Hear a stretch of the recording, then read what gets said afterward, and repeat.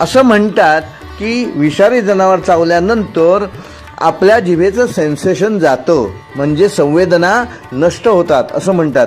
आणि मग जर ती मिरची तिखट लागली तर जो चावलेलं जनावर आहे ते बिनविषारी आहे असं समजत असत. आणि जर समजा ती मिरची तिखट लागली नाही तर त्या व्यक्तीला विषारी सर्पाने चावलेलं आहे, विषारी जनावराने चावलेलं आहे. आणि मग पूर्वीच्या काही लोक कमरेत करगोटा बांधत असत, मग तो करगोटा सोडून तोडून तो लगेच पुढे विषबाधा होऊ नये म्हणून त्या ठिकाणी बांधण्याचा त्याचा उपयोग होत असे. करगोटा हा आपला आजचा विषय नाही आहे, त्याच्यावर नंतर आपण बोलूच.